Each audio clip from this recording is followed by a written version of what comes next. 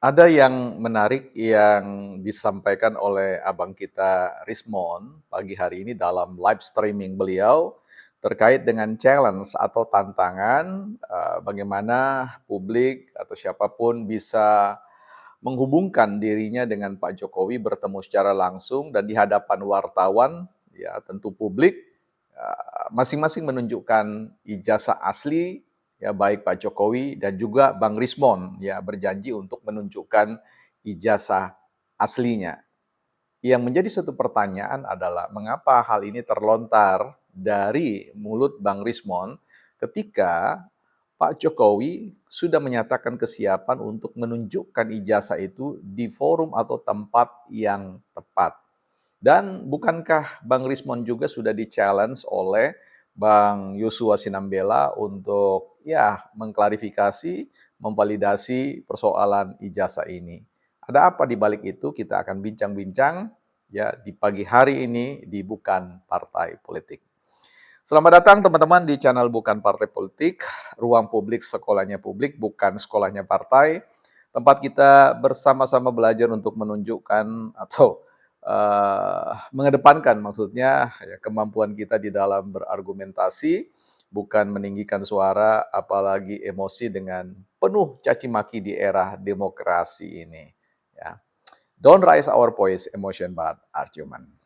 Ya, teman-teman, sebelum kita bahas tentang challenge satu tantangan Bang Rismond untuk dipertemukan dengan Pak Jokowi di hadapan wartawan untuk saling tunjuk-tunjukkan ijazah asli, kita mau bicara dulu soal kaplingan di sekitar IKN ya. 10 kali 20, teman-teman siapapun warga negara Indonesia, baik yang pro maupun yang kontra dengan IKN, silakan saja Anda punya hak untuk berinvestasi di sana, membangun rumah, usaha atau kantor ya. 10 kali 20 ya persis di pinggir jalan ya hanya dengan 1 juta rupiah ya. Sudah cukup banyak ya sobat-sobat bukan partai politik yang menginvestasikan di. Silakan cek informasinya di website bukanpartaipolitik.com ya. Website bukanpartaipolitik.com ya. Di sana ada nomor yang bisa dihubungi. Kembali kepada persoalan ini untuk mencoba mencari tahu maksud di balik challenge atau tantangan Bang Rismond di tengah-tengah riuhnya persoalan hasil survei dan polling yang dihadap-hadapkan antara Profesor Burhanuddin Mutadi bersama dengan Profesor Burhanuddin bersama dengan Dr. Refli Harun, seorang pakar hukum tata negara yang datang dengan bendera pollingnya yang berhasil mempuling ya 90% orang tidak percaya pada ijazah Pak Jokowi ya.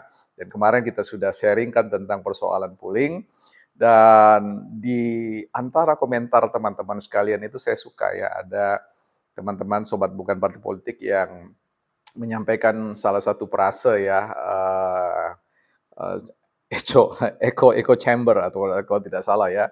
Yang menarik ya inilah sebuah sindrom echo chamber ya bahwa ketika orang sudah mengambil posisi seperti itu benci kepada seseorang ya mengambil sikap yakin pada sebuah keyakinan dirinya maka segala sesuatunya itu diupayakan untuk dicari data-data yang bisa memberikan backupan terhadap pandangan-pandangan pribadinya ya.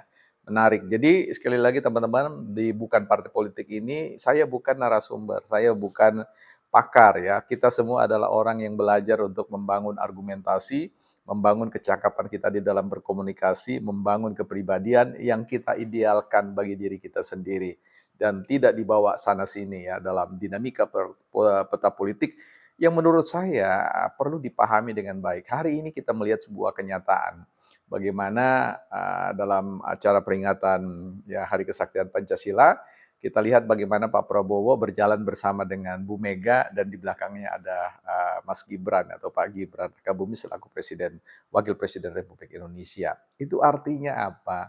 Ada komunikasi politik ya behind layer ya. Ada komunikasi politik yang terjadi di belakang sana yang jauh dari amatan kita. Dan itu sebuah kode bahwa terjadi mediasi, terjadi konsolidasi, terjadi transaksi dalam pengertian apa yang dikatakan oleh Harold Laswell ya, who get what, siapa dapat apa, dalam konteks mencapai suatu tujuan bersama, maka akan ada sharing power, sharing kekuasaan dan sebagainya. Karena itu sikap bukan partai politik tidak berdiri pada sebuah perhadapan ya, face to face begitu. Artinya selalu akan lentur pada sebuah kemungkinan-kemungkinan ada komunikasi yang bisa kita bangun dalam rangka untuk menghadirkan suasana kehidupan berdemokrasi yang baik ya, di mana dalam politik tentu kita tahu tidak ada musuh yang abadi dan tidak ada teman yang abadi. Yang ada adalah kepentingan yang abadi. Artinya kepentingan sebagai NKRI adalah kita punya rumah bersama. Indonesia adalah rumah bersama bagi kita. Nah, tetapi di situ demokrasi bukan berarti adalah caci maki. Demokrasi itu selalu berbicara tentang ruang dan kesempatan bagi kita untuk membangun percakapan yang sifatnya argumentatif, deliberatif, jauh dari emosi dan caci maki ya, jauh dari kesan-kesan bagaimana menempatkan orang lain itu sebagai musuh. Bagi saya Bang Rismon, Mas Roy Suryo, Dr. Tipa, Bang Egy dan yang lain, ya Mas Refli Harun adalah bagian dari sebuah proses diskursus Bang Rocky Gerung, yang suatu hari mungkin kita akan bertemu dan bercakap-cakap, ngopi bareng, bicara tentang Indonesia yang jauh lebih baik dari sekarang, tentu dalam satu perspektif penghormatan terhadap perbedaan-perbedaan pandangan yang tidak saling menghancurkan atau membinasakan.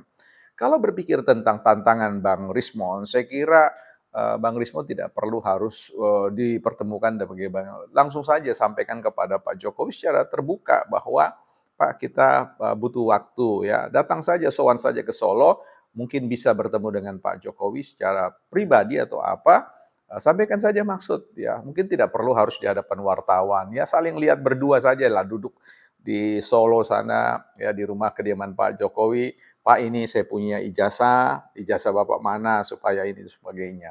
Tapi mungkin hal tersebut sulit Bang, karena sekali lagi Pak Jokowi sudah hadir di dalam sebuah mekanisme bernegara, mengedepankan perspektif hukum, ya, bagaimana dimediasi, dihakimi atau diwasiti oleh pengadilan untuk beliau menyudahi persoalan huru-hara, kok huru-hara, persoalan percaya dan tidak percaya terhadap ijazah Pak Jokowi, dan kita berharap bahwa itu akan selesai. Tetapi kalau seperti yang dimaksud oleh sobat kita atau persoalan perspektif atau sindrom echo chamber, ya menurut saya ya nggak akan pernah selesai karena ketika hadir di pengadilan dan diperlihatkan, maka yang terjadi adalah upaya untuk kemudian merasionalkan bahwa persoalan ini adalah terjadi soal sinkronisasi kekuasaan dengan penyelenggara pendidikan dalam hal ini UGM dan mereka para saksi-saksi serta negara, hukum sebagai alat negara, alat kekuasaan. Dan itu tidak pernah akan selesai kalau perspektifnya echo chamber tadi ya. Jadi teman-teman, bukan partai politik menanti teman-teman berbagi pandangan, sudut pandang, teori, frase, atau diksi apapun yang sekiranya menarik untuk kita dalami dan kita bagi perspektif ini dan kita bincang-bincang di tempat ini. Pandangan-pandangan, komentar-komentar teman-teman yang bernas, ya, yang baik, yang konstruktif, itu akan menjadi nutrisi yang baik bagi pikiran kita masing-masing sehingga kita pulang dari channel ini, keluar dari channel ini, dalam artian setelah menonton ini pikiran kita ditumbuhkan selapis demi selapis, kekuatan-kekuatan di dalam berpikir, bernalar, mengkritisi segala sesuatu dan tentu itu akan bermanfaat bagi kerja-kerja harian kita di tempat kerja kita masing-masing, bukan partai politik.